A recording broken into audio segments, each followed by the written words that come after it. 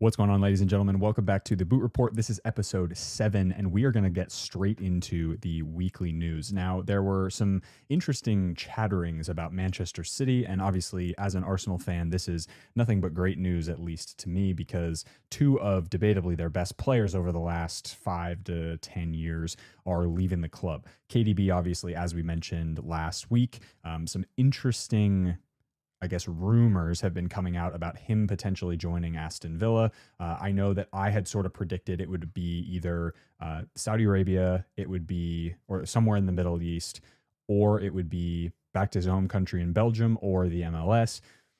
If a Premier League team ends up picking him up, that's going to be a very, very interesting thing. So stay tuned for more news on that one. But the big one that happened this past week was Bernardo Silva actually being told that they're not going to renew his contract next year, which is super interesting because he is an absolutely incredible player and he's super underrated in my opinion and runs a lot of that team, and him in combination with Rodri and KDB in the midfield, like, it's just incredible. And obviously he can play multiple positions as well, which is super valuable. So that'll be an interesting thing. In terms of predictions of where he'd go, I think I'm pretty sure he's a little younger than KDB. Let me actually look that up right now. Bernardo Silva. Bernardo Silva is 30. Yeah, so he's 2 years younger, I think, or 3 years younger than KDB. And so, 30 years old, you still have at least 2 to 3 proper years of like prime playing, in my opinion, especially if you keep your body right, which obviously he does. He's been such a high level professional for so long. And so, I don't know, there could be potentially him going back to France, potentially going and playing in Portugal, his home country. And yeah, I mean, potentially a couple other places. I think in terms of, like, obviously KDB's a better player generally speaking, but in terms of potential and talent and adding that to a squad, Bernardo Silva is hard to pass up, especially if you have the budget for it. All right, so that's Manchester City news. I know that I've just been absolutely going ham on the Man City news. Another team that is going to be really interesting to watch is Madrid. And I am a Barcelona fan, have always been since I was a very young kid. Myself and my best friend have been Barca fans since we can remember. And I'm interested in this piece of news because it went kind of crazy. I posted it on my story. Basically, it was in the Champions League, they did a analysis of the top 5 players with the lowest average miles covered during a game. Now, miles covered in a game is not always indicative of improper play or not helping your team or not serving your team. You look at a player like Haaland and he's just a poacher, right? His whole goal is to get inside the box. Be a part of link up play.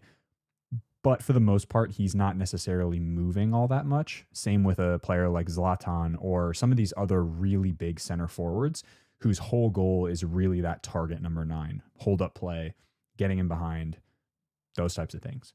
And so, but the funny thing is 3 out of the top 4 are the front 3 for Real Madrid. And this is, okay, I'm laughing about this as a Barcelona fan, but I'm also really interested as a former professional, and also just as a footballer and a coach of people and a mentor to young footballers. For those of you who are watching who are not in a aspirational part of your career, i.e. trying to build up and up and up, for somebody who's maybe just doing Sunday league or 2 training sessions a week and want to play on the weekends, and maybe you're a little bit older, you're watching this, fair play, but this will be interesting commentary anyway. So Kylian Mbappe was the lowest with 4.97 miles average per game. Vinicius Jr. 5.47, and then Guirassy, the center forward for Dortmund, was 3rd, and Rodrigo 5.9 miles was 4th. Now, Guirassy is, I'm totally mispronouncing that name probably, but I've watched him play a lot, and he plays more traditionally like a center forward than obviously Mbappe, Vinicius, or Rodrigo do. The interesting part about those three from Madrid is that technically speaking, they're all three of them are wingers, and they sort of like overlap and do all sorts of things. That was the idea, at least. But to have your front three, I think there's a reason why Madrid is sort of crashing out of a lot of the competitions and is getting beat by teams who in the past they wouldn't have even blinked about. And I think this is where you have a really interesting commentary around modern day football and what it's like to defend from the front. I don't remember who said it, but first line of defense, it's true. First line of defense is the attacking three or attacking two or whatever formation you play, the front lines. And so in the modern day of football, now that we have a lot of center backs who are playing out of the back, and players like Van Dijk have the most passes in the Premier League over the course of a season, or whoever. I know Van Dijk was in that list last year. Saliba was in that list last year, and the Gvardiol was in that list last year, and potentially Stones as well a couple of years, like back in COVID times. So really, really interesting. I just think with the modern day game, with the way that it's going, with the way that teams are starting to build out of the back and starting to be a lot more patient and less sort of attacking, there's more of an emphasis on defending when you're in the front line.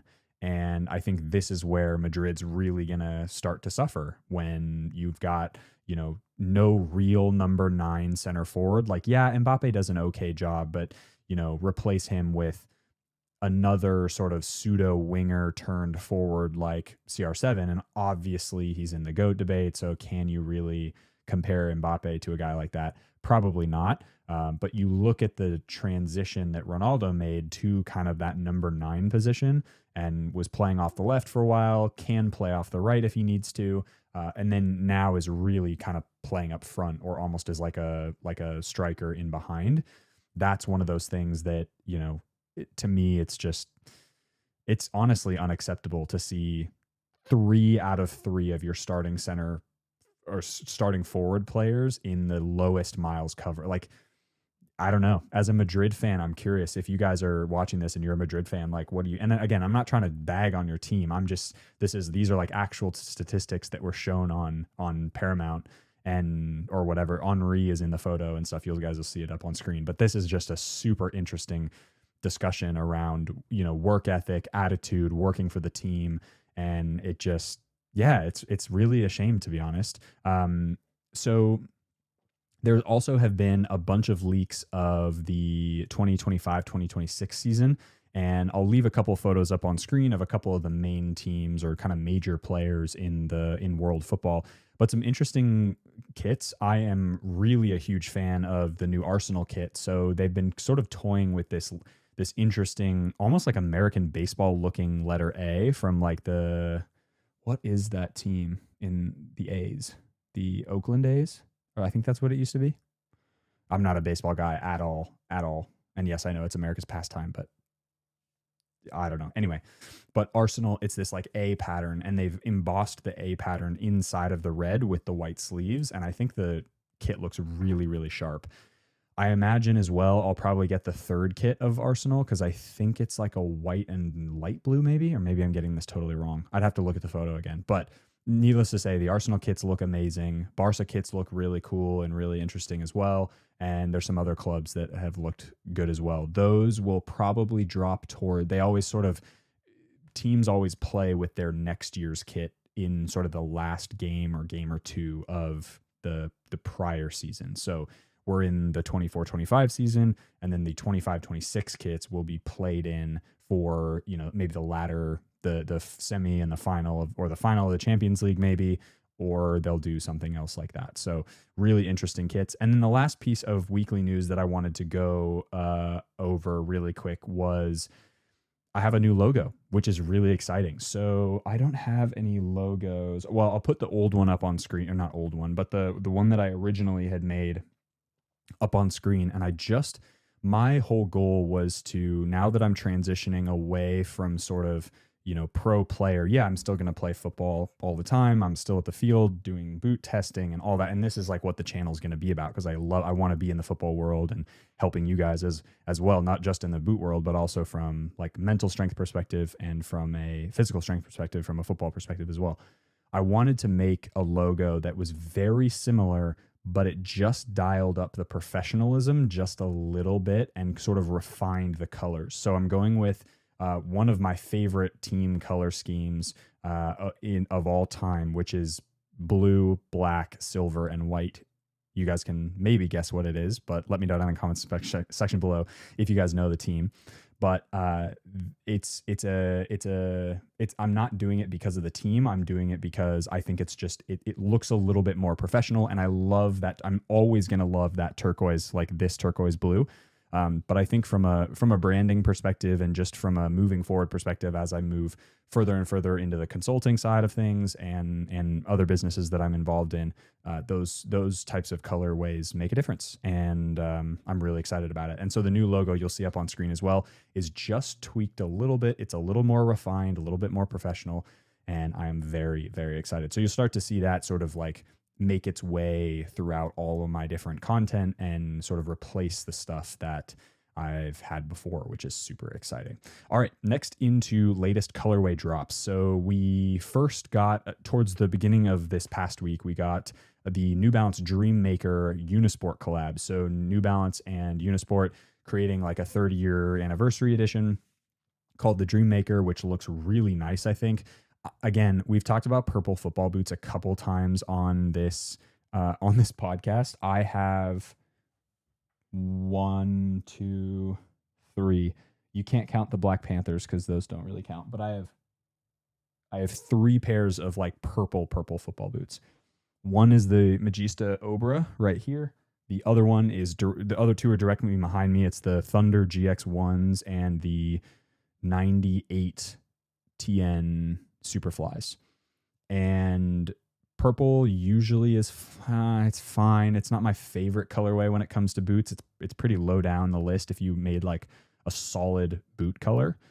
So I think it's cool. I think it looks really nice. It's like a lighter purple, and they only made the Furon and the 442, which is interesting for a couple of reasons. Tequila 5 should be coming out soon. I have leak photos of the Tequila 5. We've talked about it on the pod before.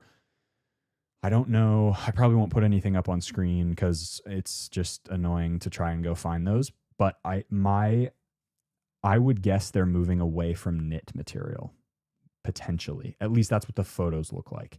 I don't know. Maybe it's a knit with a coating similar to the V4 Plus, but we'll have to see when those come out. But needless to say, the new colorway of the New Balance Dreammaker looks pretty sick. So I'd probably give that, like, from a photo. It's always different in person. Some boots really look way better in person. The Dreammaker for me is probably like a 6 out of 10. And that's no hate on Unisport or New Balance or anything. As you guys know, I really love the New Balance products, and I really like New Balance as a brand. I wear their running shoes all the time. But yeah, I don't know. Light purple, it's all right. It's all right. Next up is the Puma Ultra 5 Ultimate F1 Miami, the Miami edition for the F1 circuit. These are insane. So I was talking to a friend of mine, and he was like, oh, wow, Puma just absolutely flexed on everyone and was like, this is how you make a pink and blue shoe. Which is funny because obviously the Messi F50 La Vida Tropical just dropped, and I've actually had those in person. I'll put my own, like the photos that I took of them, up on screen as well. And those are kind of cool looking. I was not really that stoked about them when I did the sort of the leak last week or 2 weeks ago, because I said, oh, the Bad Bunnies behind me are probably my favorite. Those Miami edition ones in person look pretty sick. On feet, that's a really hard colorway to match with a kit. If you had an all white kit or an all black kit, great. If you have the Miami FC uniform, great. Anything else really? I don't know.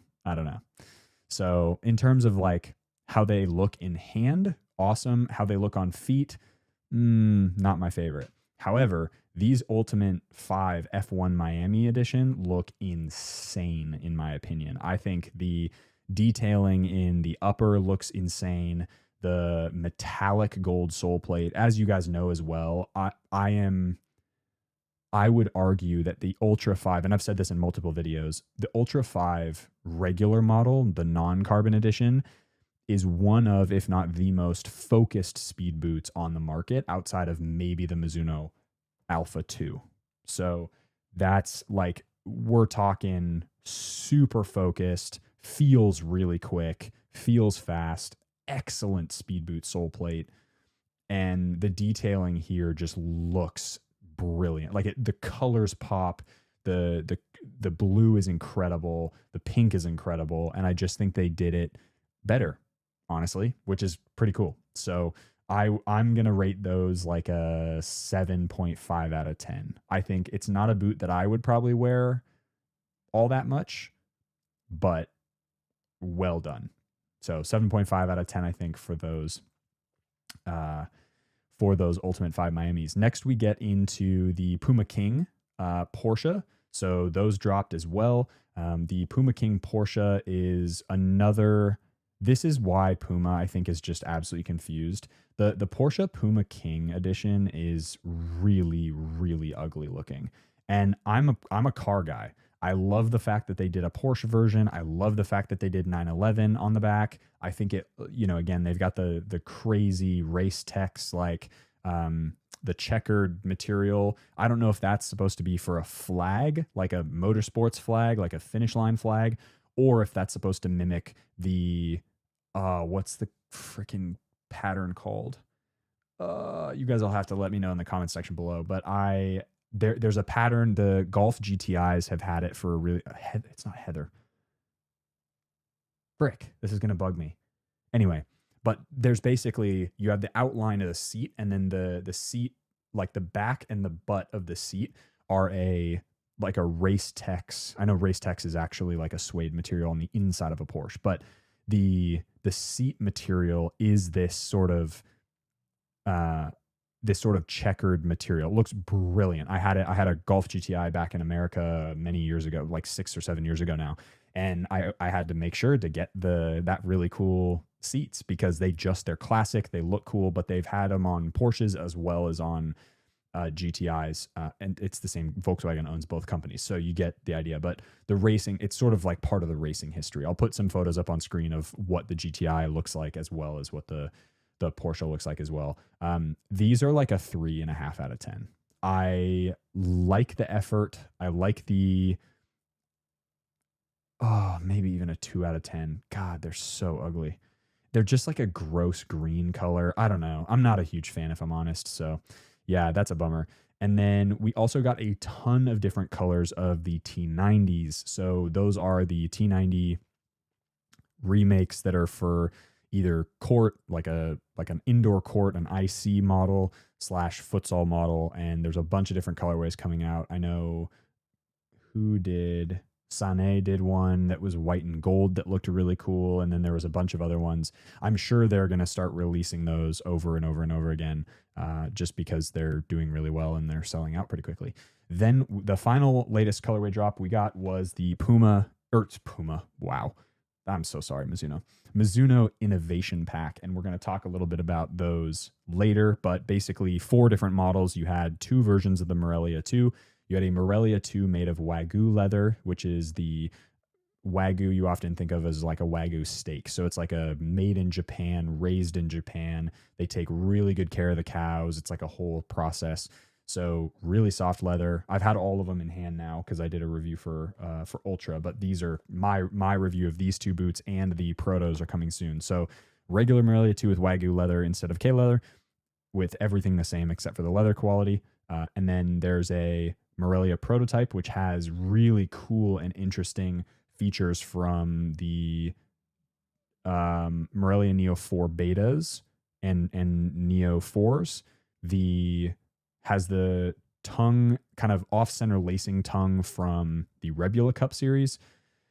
And then stitching pattern as well from the Rebula Cup. And then that one is AG as well, which is really cool. So that's obviously K leather. And then you have the sole plate swap, which is the Morelia Neo 4 Beta upper with the Alpha 2 and sole and midsole, outsole, midsole. And then you have the Alpha 2 upper with the Morelia Neo 4 and Neo 4 Beta outsole. So very, very cool.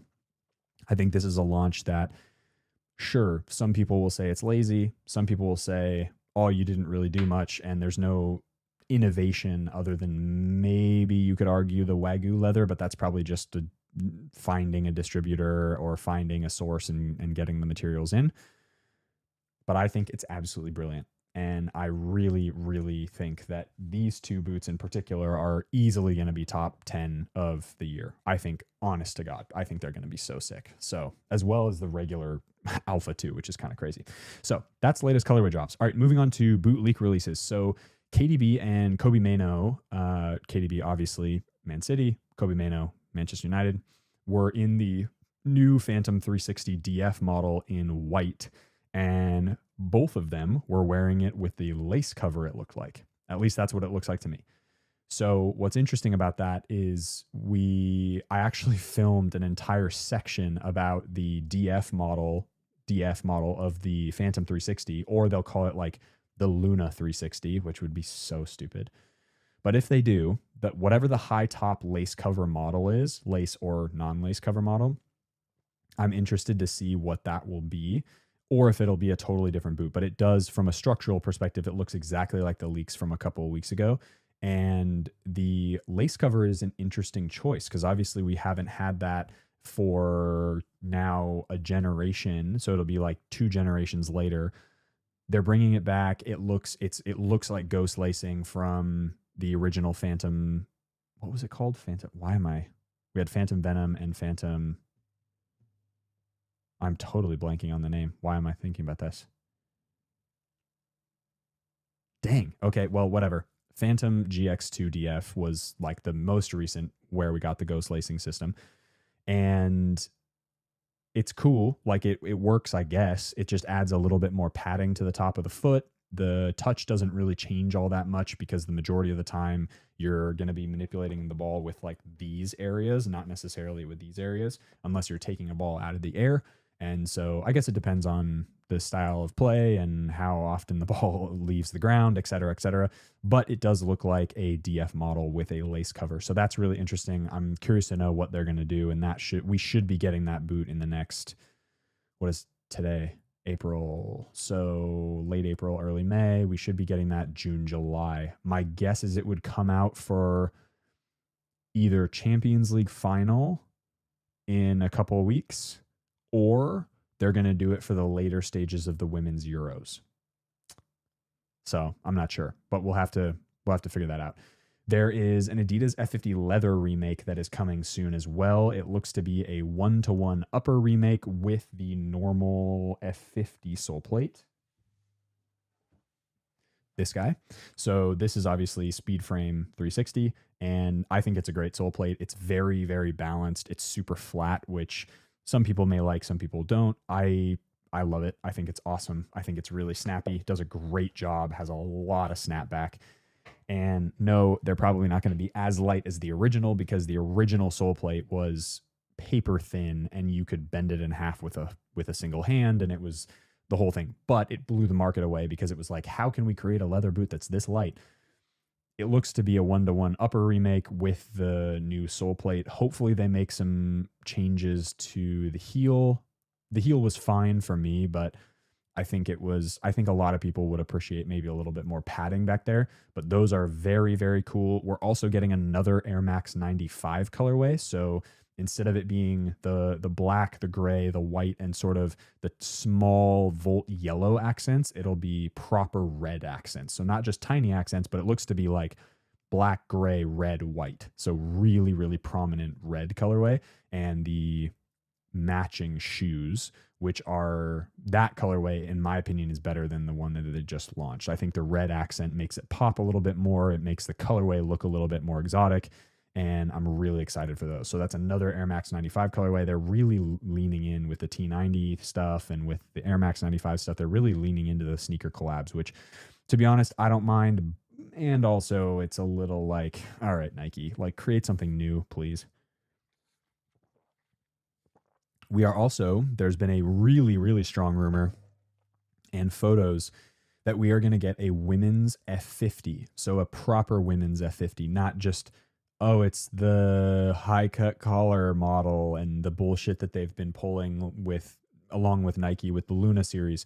This is like an actual, it's called the F50 Spark Fusion, which has an actual slimmer heel, lower instep, and a higher toe box to sort of, I guess, cater to the average woman's foot, which I think is really interesting. So this will help both in terms of like better fit for women, and also guys who maybe have those attributes in their feet. They can just get the new women's version and it'll fit a lot better. I think this is where they look really cool, and I'm interested to see if there's actually a tangible difference between the way that they feel. The one thing that I am very, very, very excited for, and I've talked about this so much on this channel, is the sole plate situation. I've talked about how Cyclone 360 is an absolute joke, how it's not actually meant to, how it really does not help in terms of pivot power and stuff. You want good pivot power, and to save your joints, get something like this that's got conical studs. It has been and always will be the bet. That's the reason why all AG models have conical studs. Go figure, right? So the Phantom Luna sole plate is a joke and it's really annoying, and I don't know why they've kept it around so long. My hope is that the new Phantom 360 fixes that situation, or at least makes those studs a little bit more round and not just so aggressively bladed. And yeah, I don't know. I'm just not a fan. So the cool thing, though, that I've really been excited about is that they're actually making the F50 women's edition sole plate look a lot like the made in Japan Icon 2s that I reviewed that Lockhart got me. He sent those over through, and I paid for them and stuff, but he was able to source a pair. They were beautiful. They're white and gold from Soccer Shop Camo. It was like an exclusive deal they did with Adidas to create this specific boot in MG. And the MG sole plate is this really nice, it's got all conical studs. They're a little bit larger than something like a Neo. And the sole plate is excellent. I'll put photos up on screen of the sole plate, but they look great. And it looks a lot like the MG sole plate. And honestly, the MG sole plate's really good on those boots, and it works great on AG and it works great on FG, with, at least in my experience, with the Icon 2s. But if they make a mainline quote unquote FG boot that's a women's F50 Spark Fusion, and then they just call that MG plate the speed, whatever what are they calling it, Speed Frame 360, and just call it like the Spark Frame 360 sole plate or something, I don't know, I wouldn't be mad. And I don't think the chicks who are wearing the current F50 and need those different, the slimmer heel, lower instep, higher toe box would mind at all, because it's a great sole plate. It's got great snapback, and I think it would be such a good decision from Adidas to make something like that and really be able to say, like, no, we're actually paying attention to the women's players of the world, which would be super important. In terms of player boot brand swaps now, a little bit of follow-up on Garnacho. So I had a lot of people comment like, oh, Garnacho isn't decided yet, he's shopping around. You're absolutely correct. The leak that I had a couple weeks ago now was him in the Skechers boots, and it looks like he's been playing. So he was not that long ago was playing in the Vapor 1 remakes in that kind of brown and yellow colorway, by the way. Then he was training in the Skechers Razor. Then he was playing in the F50 Elite Laceless. And then he was seen training in the Puma Ultra. So y'all are totally right. The reason I brought it up as like is he moving to Skechers is because I think movement of players away from Nike, Puma, Adidas is really exciting for me, because I want to see other brands get into those players who are younger and really exciting and have lots of potential. I think there are so many players that those young, what if instead of the GX Gavi wore the Skechers SKX, right? Like as a control boot midfielder type player. I don't know. And I know Kane is like the main guy there, but at some point he's going to retire. So who's the person who's the mainline signing that they're going to get into? Not just Skechers too, right? New Balance has Saka and a couple other players, but they could step it up for sure. I think Sokito, I know that they don't, at least to my knowledge, they're not sponsoring or endorsing any players. It's sort of this like, wear our boots if you care about the environment, which is a little like, I don't know. I love the idea, and doing good stuff for the environment is great. Vegan boots are awesome if that's what you're into. And don't get me wrong, I think the boots are awesome. It's a little virtue signaling, and I don't like that. However, Garnacho is the point of this. I'm just ranting now. So Garnacho is all over the place with boots, and I'm really interested to know where he lands. Do I think his performances deserve a huge contract? Not really, but it's going to be interesting to know where he goes. There was also a Powerade commercial in which Rodrigo was not wearing Nike boots. He was wearing Puma boots. Now, this could be one of two things. Number one is simply Powerade sponsors or is partnered with Puma in some way. And so he has to wear Puma boots in a Powerade commercial if he's sponsored by Powerade. That's a thing that can happen, right? However, what I think is going on here is that he's not actually, I think Nike is either one, pulling away from athlete endorsements, or number two, he's sort of shopping around and being like, I don't know if I want to be with Nike anymore because I've got two other players on my team. Rodrigo is one out of the three players who are getting custom colorways from his brand, right? There's not going to be a Rodrigo colorway because he's just not. He's a great player. He's really fun to watch, but he's not Mbappe and he's not Vinicius Jr., right? So that's going to be an interesting one. And then Isco, I didn't know this, but Isco is signed with Skechers as well, which is super sick. All right, section 2, boot talk. We have the weekly boot comparison. Now, where is my GX? Where did I put it? I got to find a GX.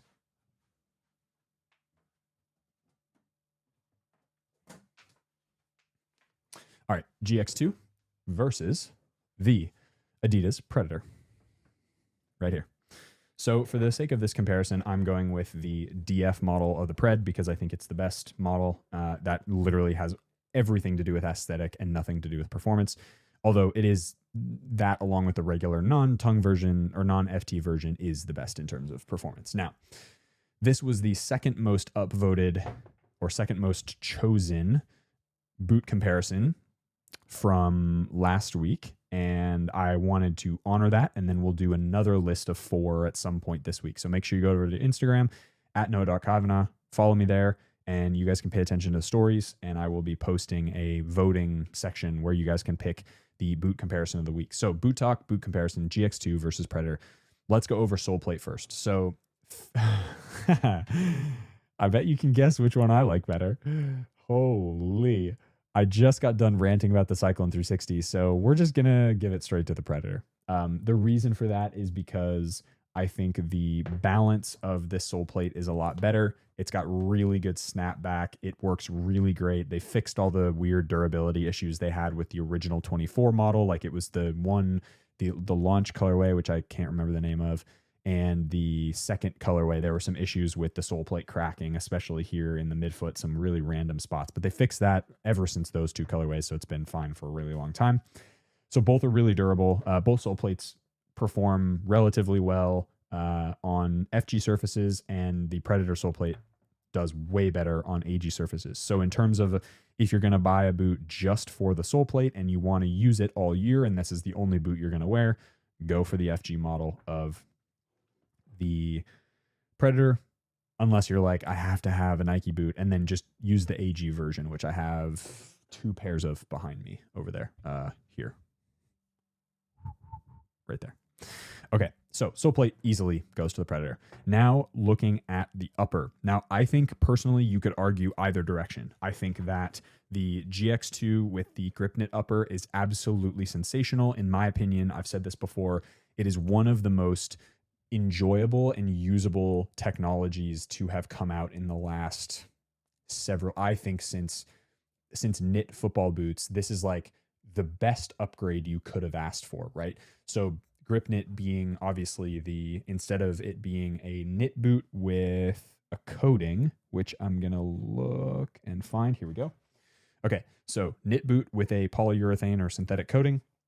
Instead of doing that, which has issues in terms of durability after a while, you pre-coat the yarns and then weave them together. I know, subtle change, but it actually works incredibly well and it's really thin. This, on the other hand, is a little bit on the more pingy side, so it's got a little bit more thickness to it, but it still feels pretty barefoot. It's obviously Hybrid Touch 2.0. It fits amazing. It's much more of that like fake, it's not really leather, like it doesn't really feel like leather, but it's got this elasticity to it that's really enjoyable, and I think it fits incredibly well. I am going to give the upper to the grip knit though, because I do think that the grip knit is a revolutionary technology in terms of how it actually performs on the pitch. And because they've gotten it down to one layer, it feels really thin. And the application of it on the Vapor is also very good, even though it's the goddamn same material. Just use it on one, please, and do something more special with the other one. Grip knit is the winner of the upper. The heel area, this one is interesting because as you can see from the up close, they are very, very different in terms of how they're shaped. The heel area on the Nike model, on the GX2, is identical to every other heel area in the top end Nike models. So the Tiempo, they've all got this really, really basic, very, very non-contoured, like kind of cup perforated suede with a little bit of padding. I'm not dogging on that because I think what they're doing is basically trying to get as close to the average as possible. However, there's that old quote that says, if you make something this is in product development and stuff, if you make something for everybody, you make something for no one. And that goes for video creation. That goes for, personalities. Like, I'm not for everybody. I get that. This, on the other hand, is a lot more contoured. It's got a lot more, it feels way more functional and very intentionally designed, which I really like. So the Predator is going to go winner on the heel area. I just think it locks your feet a lot better. It locks your Achilles in really, really well. And if you don't fit in the GX2, I think you're going to have more issues in the heel of the GX2 than if you didn't fit in the Predator heel, just because of the way it's designed. Now, in terms of comfort, this one's pretty easy for me. Both actually, once I break them in, both fit exceptionally well. They're both boots that I play with and train with on a very regular basis. I would pick either up and play in a game with no problem. So keep that in mind. We're talking about two of my personal favorite boots to wear on a regular basis. However, the genuine comfort of a knit football boot is really hard to beat. In fact, I would argue that the only boot that is capable of being more comfortable than a knit boot, if you fit in it properly, is a K-Leather made in Japan product. That goes with Asics, Athleta, and Mizuno, and Adler, right? Those are kind of the brands that you think of, the softest possible K-Leather. Those are like slippers, right? Just a tier below that, or half a tier below that, is knit boots, in my opinion, especially if it fits you well. So the the comfort goes to the GX2.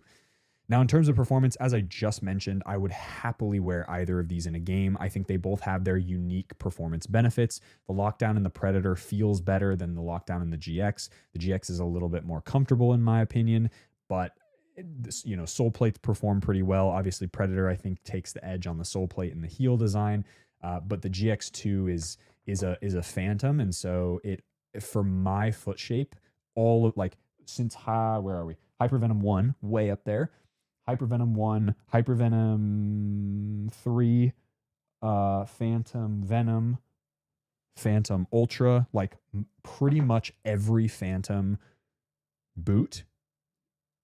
Phantom Vision. Oh, that's the one I forgot earlier. Phantom Vision. Anyway, even including Phantom Vision, the Phantom series has just fit me so perfectly well, and it's so comfortable for me to, like, any generation of Phantom, slip right in, not a problem. ready to wear. So for me, I'm going to give the performance a tie because I really do think both perform at a very, very, very elite level. Now, in terms of design, this one is freaking easy for me. Predator all day. I think in terms of design, the GX2 is not the greatest Phantom to ever come out. I don't think this particular design, and I don't just mean like the Holland version, I just mean like the GX2 in general is probably not going to go down as a very attractive Phantom. You think of Hypervenom Phantom 3, you think of even Phantom Ultra, the design of it, you think of the Phantom Venom, the Hypervenom 1, right? All those Phantoms are actually really epic. Like they look beautiful and they're very well designed. This one is exceptionally functional, but it's not, in my opinion, it's not that pretty. Predator, easily. Now, lace area, this is another tie for me because I think regardless of whether you like a more monosock construction or whether you like a standalone U-throat tongue, it's going to be totally up to you. I actually don't really care. Like I genuinely, if they swapped and the Predator had a knit tongue, they did like a prime knit tongue, and then Nike went back to like a Nike skin tongue or something like that, I'm not going to be mad about it. I really don't care. As long as the tongue execution on the standalone U-throat tongue is good and it doesn't slide back and forth all over the place, not a problem. Whereas, it's really hard to screw up a just exposed knit tongue. Like any boot that has it. Ultra, SKX. I'm just like looking down the line of what I have. Neo 4 Beta, Phantom Ultra, Shadow 3, Hypervenom 3, like any of those. It's like, okay, it's just there. Like it just creates this wrap sensation around your foot. So that's a tie for me. Now, in terms of X Factor, this was a really hard one. This was easily the hardest one because I think the X Factor of Adidas bringing back the brand name of the Predator and it being sort of a really cool execution of a modern day Predator. Should it have been leather? Probably. And that was shown by even resale prices of the David Beckham Adidas Originals. And then, where are we? Oh yeah, right below. It's right there. The Rotero.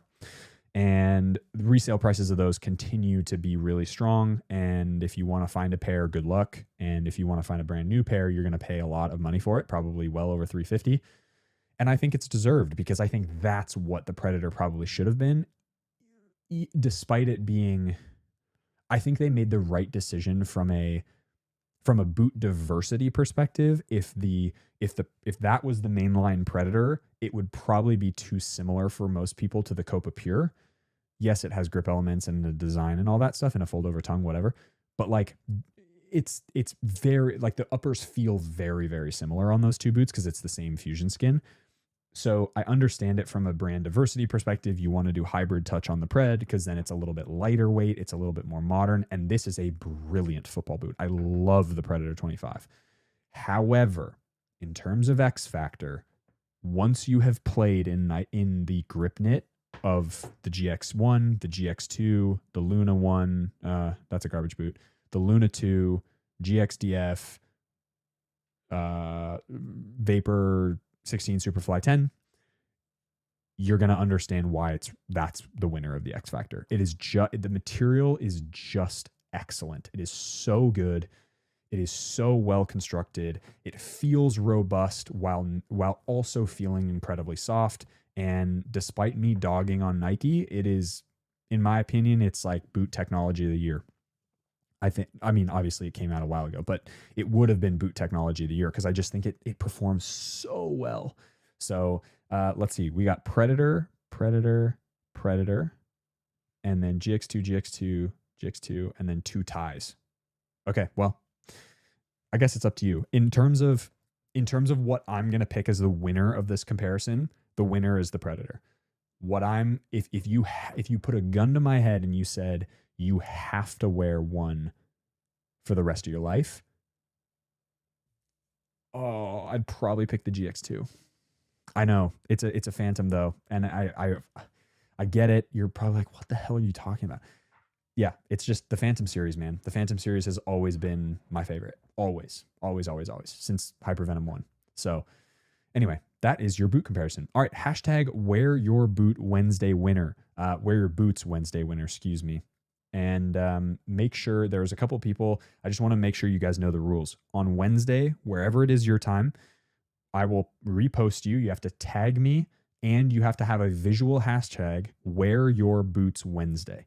Okay. There's a lot of people who do this and go, wear your boot Wednesday. No, no, no. They got to be on your feet. It can be a full body picture. It can be a picture of just you in the boots. It doesn't matter. But you have to do it on Wednesday, and you have to do it on with the hashtag wear your boots Wednesday. And then of course, tag me. The winner for this week, which isn't going to be probably a surprise to most people because so many people DM'd me responding to my story, like, what are these? Is menbol.kl, at menbol.kl, with the ASICS C3FF turf model. Full leather, Kamo Japan. You can buy them there. Tokyo Football has them in AG, I think now. It is all red. It's ASIC's answer to the Morelia 2.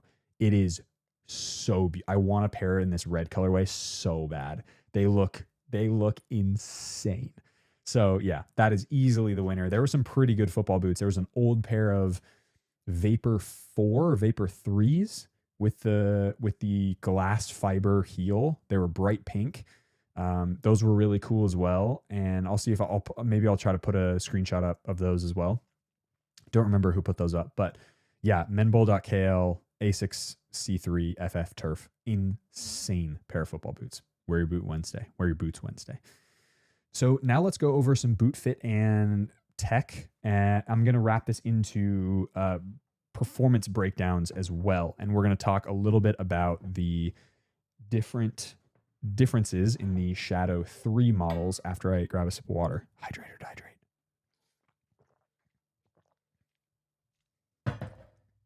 Okay, so for those of you who this video will come out beforehand, but if you guys you'll see my review of this, but in the beginning, I'm just going to spoil it.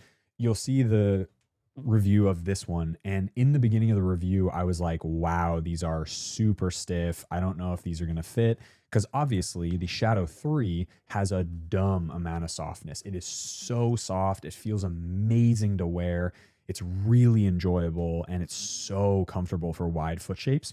Whereas this one, when I had originally tried it on almost a year ago now at Under Armour, I was like, oh, I love this, but it's so stiff. What's going to happen? Is it going to suck to break in? Is it going to be like the midfoot of the second generation Shadow with the exo mesh and blah, blah, blah?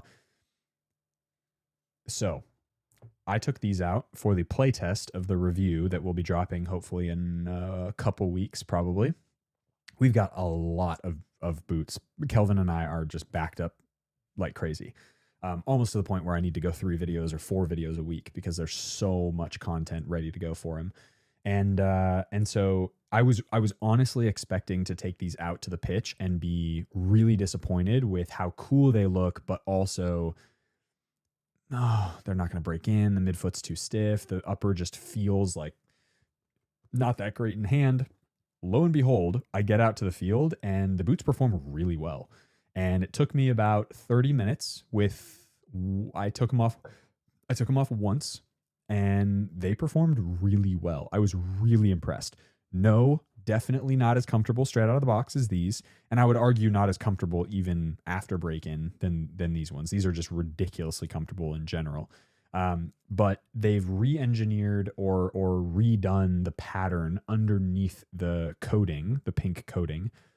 And so it feels maybe not the same thickness. Maybe it's a little tiny bit thicker than these ones in terms of feel on ball. But I was honestly expecting the upper to be super clunky. It would feel like I'm playing with a brick shithouse on my foot, etc., etc. I was really surprised by these. The shape of the heel and the shape of the toe box, and I say this is the same about this one as well. The toe box and the heel area fit me so well. It is ridiculous. Like the shape, they have nailed the shape of the forefoot.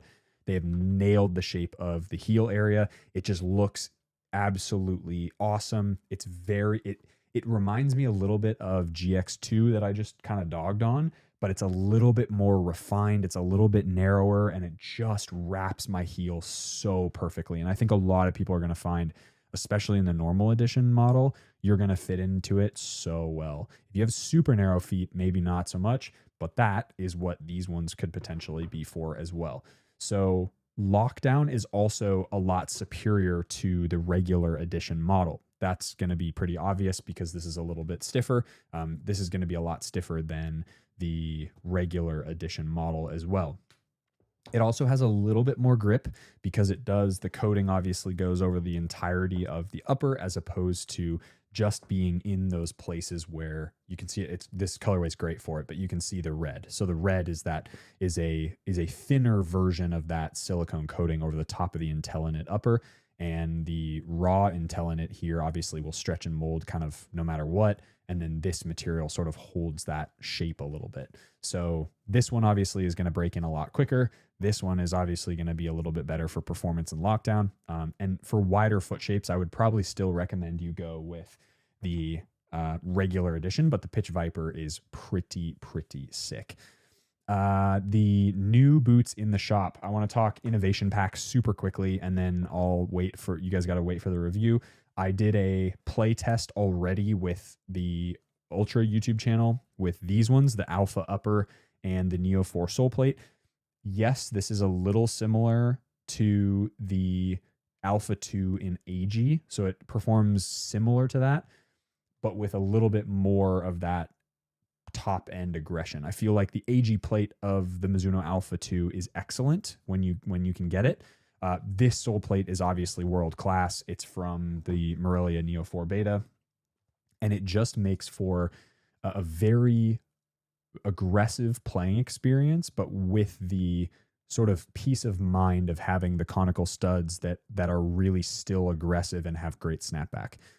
People will say it's probably this one is average. I think most people are going to say that they enjoy this one a little bit better, or they want this one a little bit more. But I got to be honest with you, the Alpha 2 upper with this sole plate just rocks my boat in terms of what I prefer. As I've always said, conical studs are my favorite. I think that's why I played with the GX1 AG for Flower City, both on AG and FG. That's why I really enjoy boots that have the conical studs on it. DS Lite X55, Morelia Neo 4, etc.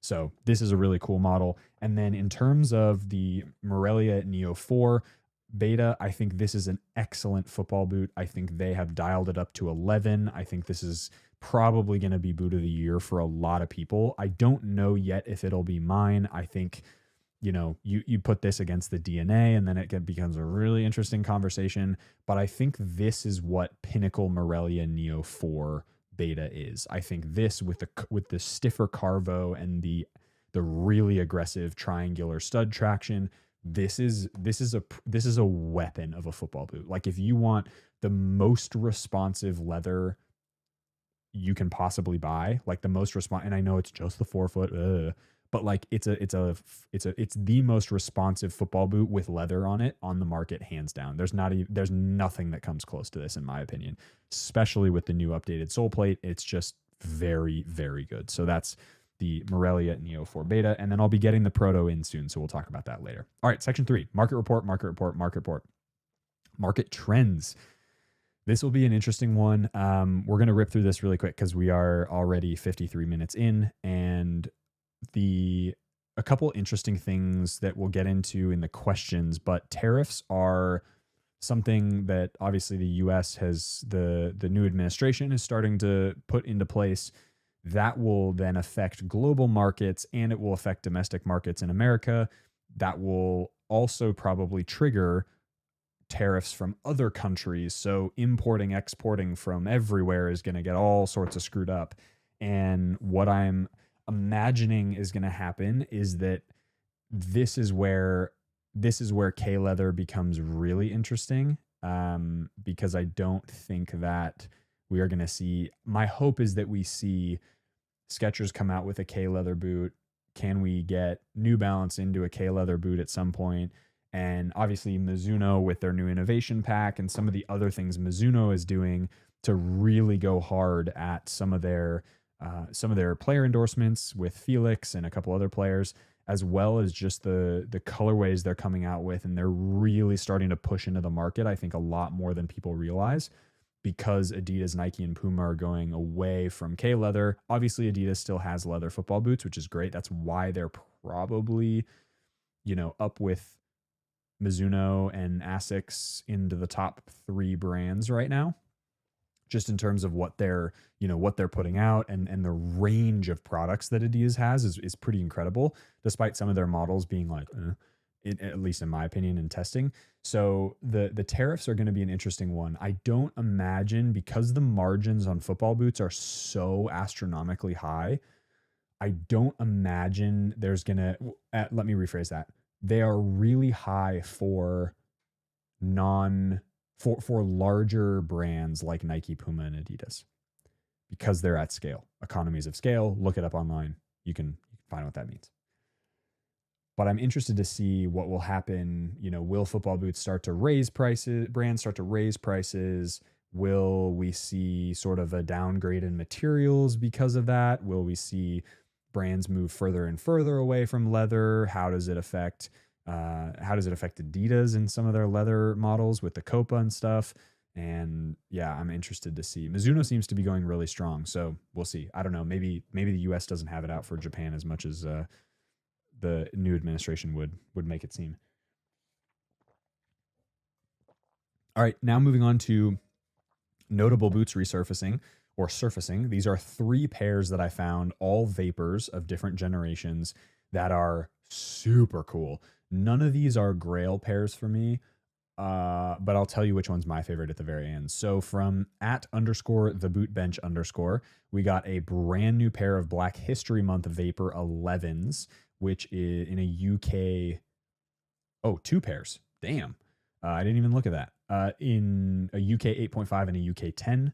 And that boot is absolutely stunning. I had the Magista Obra of that generation, and it was sick. It was really, really cool. So Black History Month Vapor 11 from the boot bench. Then we got from @JDN Cleats the Vapor 9 Tropical Pack Special Edition. They came in a yellow and a blue, and this is like a yellow green. There's a red as well, red, orange, and then like a blue color. I think they made a couple other ones. I'll see if I can find photos of them. But these are a 12 US, which is a big size, and those are really cool as well. And then we also have the Vapor 9 CR7 Galaxy colorway from Unique Cleats. So, and $750 for those. Yeah, I'm not paying that much for a pair of Galaxies, but hey, it's a US 10, so I guess that's a little overpriced in my opinion, but it is what it is. That's no dog on Unique Cleats, just in terms of like market, I don't think they're worth that much. So my favorite has to be the Black History Month ones. I think I just have a soft spot for that particular colorway because I just think it looks amazing. I've seen them one time in person and they look so ridiculous, and I absolutely love them. So Vapor 11 _ the boot bench _ and JDN Cleats and Unique Cleats, congratulations for being on the pod. Welcome. All right. Stock availability and drops really fast. Mizuno Innovation Pack. That's where we're going to kind of roll with this one. They are really limited. I've heard 19. So it's like the founding of Mizuno. That's how many pairs there are. So 1980 something or whatever. But yeah, all the retailers that I've been in contact with have had like very limited pairs, like 18 pairs of each boot. So there's like really, obviously it's a bell curve, right? So you have big size, super little size, and then it's like you get maybe 1 12 and 1 11, and then like 2 10s or 3 10s and 4 9s, and you get that idea, right?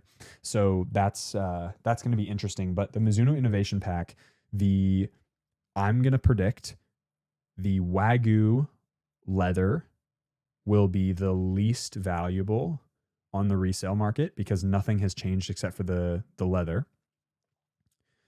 That one also, a lot of people are like, oh, they're going cow skin leather now, so it's not as high quality. Okay, you don't know what you're talking about, but that's fine. If you want to believe that, you go ahead, but you're an idiot. JK. Well, yeah, you're probably an idiot. That's okay. So Mizuno Innovation Pack, that's the bottom of the tier. So on resale markets, my guess is 1.5 to 2.5x resale on resale markets, so on tertiary markets, which is crazy. Next up, I would imagine is going to be the Alpha. That's going to be the next least valuable. So number 3 on the list in terms of like value. Number 2,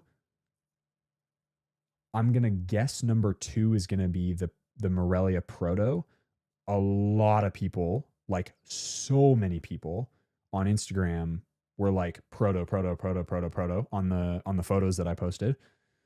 However, yes, those are going to be valuable, but I don't think they're going to be as valuable as these. I think because of how these perform, I think these are going to be the most valuable. That could prove I could be proven wrong. The Proto might end up being like as sort of sought after as the Morelia Ultralight, the gold and white boots, but we'll see. But needless to say, this pack is going to go for crazy over retail, in my opinion. And it should. I think I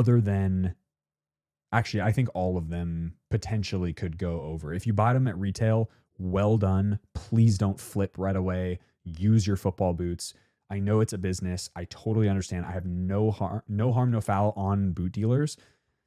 But also, like, this is, I don't know. This feels like this was for the boot enthusiasts. Like, it was like for the boys, or for the girls, like for the boys, for the girls, whatever, for the boot enthusiasts. Because I think these are the types of boots that deserve to be worn because they are all ridiculous.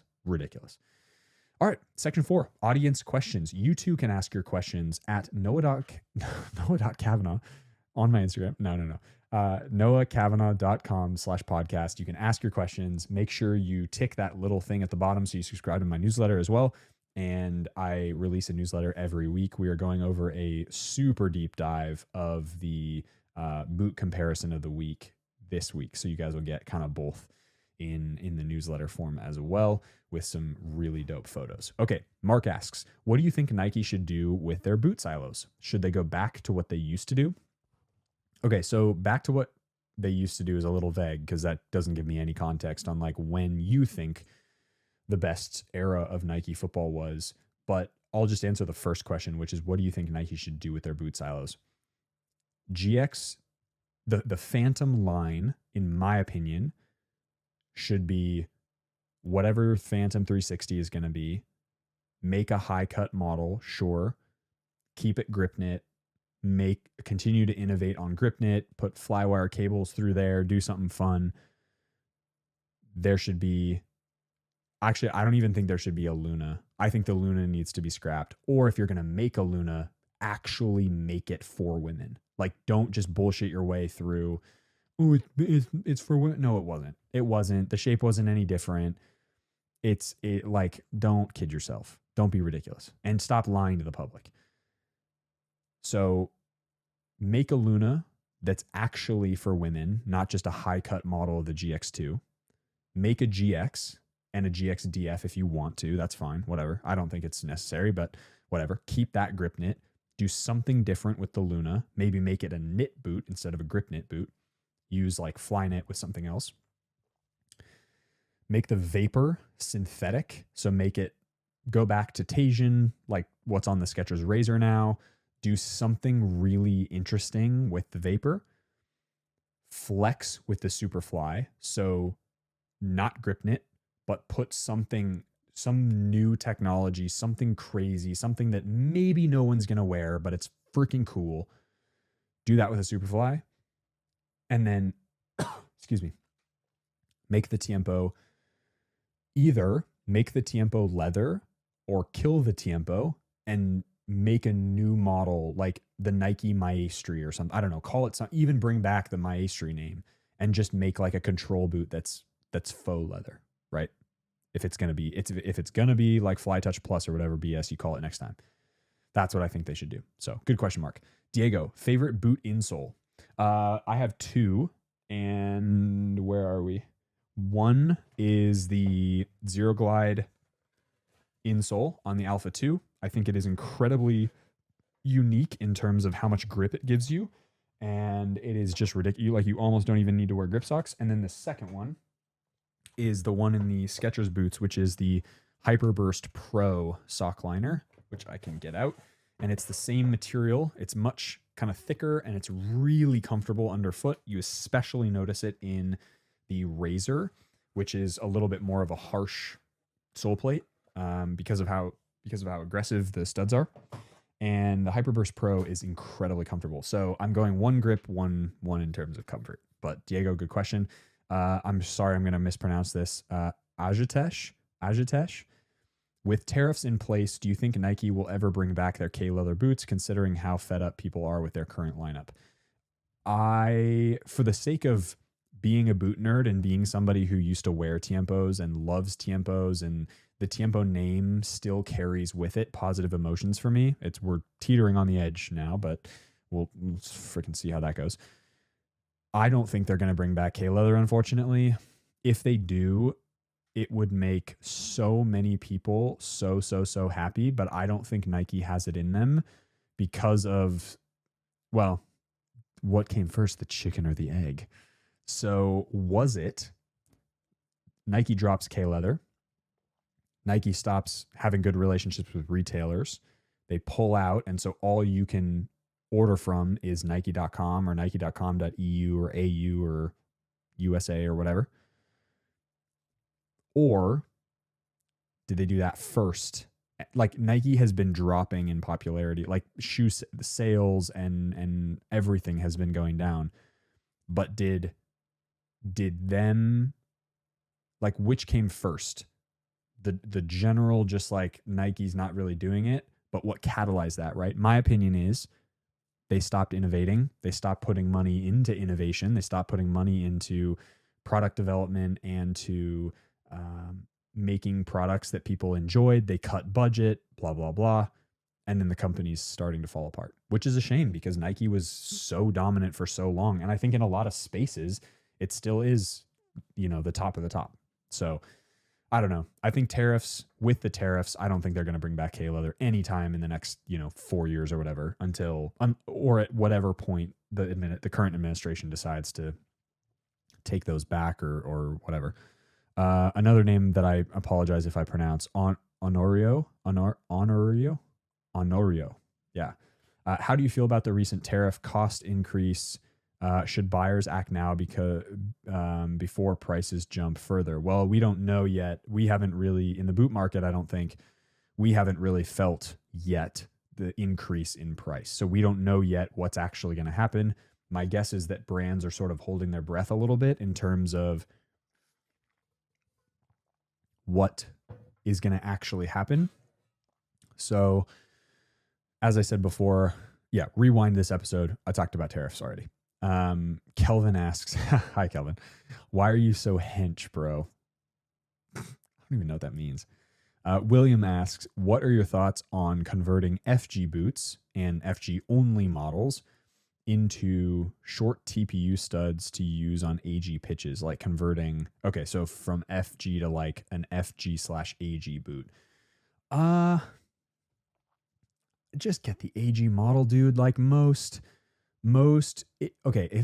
it's a model like the Razor, for instance, that doesn't have an AG yet, sure, I guess, but that's a lot of work. Like, you might as well just go with something else for the time being. And then when Skechers does come out with an AG model at some point, which they will have to if they want to capture more of the US market and worldwide market for sure, just wait. But if you absolutely must, then yeah, I guess you could. I never have and probably never will, but yeah, you could, I guess. Josh, everyone knows Hypervenom Phantom 3 is your all-time favorite, but why don't you rate the Ultra Venom, this bad boy right here, higher? Well, I haven't talked about the Ultra Venom in a while, so how do you know it's not like number 2? No, in all seriousness, Josh, I really like the Hypervenom Phantom Ultra, Hypervenom GT Phantom, whatever this is, Phantom Ultra. However, I have the same issue. And then again, this is like, these are tiny things. I love the Phantom Ultra. I think it fits incredibly well. It's really cool tech, or the GripKnit, what GripKnit was eventually going to become. And obviously one of the best sole plates I've ever worn in my life. The fit is amazing, blah, blah, blah. However, it's the same. Go watch my playtest of the Shadow 3. And it's the same kind of reason why in certain circumstances I don't enjoy the Shadow 3. And it's because the knit is almost too thick, and it's almost to the point where it becomes a little bit disconnected from the ball. I still will play in it anytime, anywhere. It is still one of my top football boots of all time. However, it's not going to be like, if I have a choice between this and Hypervenom 3, I'm picking Hypervenom 3, not just because it's my favorite boot, but it also has a thinner upper to it. And I think this is just a little bit too thick because of these little beady materials here. But again, it's all personal preference. It's an amazing football boot. I have 2 pairs. So yeah, one is on ice, like right there behind me. And then obviously one that I wear. That's a great question. Okay. So Blake, who's doing it better right now? Under Armour, Skechers? I'm going to argue Skechers is doing it better. The reason for that is because if we look at Skechers lineup and Under Armour's lineup, they have 2 boots each. Under Armour has Magnetico 4 and Shadow 3. Skechers has SKX and Razor. Now, if you compare like for like, speed boot, control boot, the Razor against the Shadow 3, I would argue like both of them are very, very good. I think that's kind of going to depend on what kind of material you like. If you want like raw speed boot, you go with the Razor. If you want a little bit more padded, you like that knit feel, you probably go with the Shadow 3. If you look at the control boot / power boot, Magnetico is a disgrace, and it's a very unimpressive football boot. And regardless of what the marketing says, regardless of how many colors they come out with, that boot will not sell. The reason for that is because it's way too thick. It's got all sorts of bullshit on it that does not need to be there. It's just not a very well designed boot, in my opinion. And that sole plate is actually not bad, but it belongs on this boot to make it a little bit more well-rounded. So in my opinion, Skechers is 2 for 2 and Under Armour is 1 for 2. Ali, best elite level boot for average heel, wide midfoot, wide toe box. Cool. The only reason I kept this question in was because I wanted to plug my free size guide, which is free. So I don't make any money from it. But I worked a lot of hours on it, and it is like 70 pages long. So you can go download it at noahkavanagh.com/shop. And it'll tell you, based on a huge graph of the average heel, wide midfoot, wide toe box, which one you should buy. Mateo asks, last question here, which newer brand, Sokito, TLSS, Athleta, etc., do you think will grow fastest globally?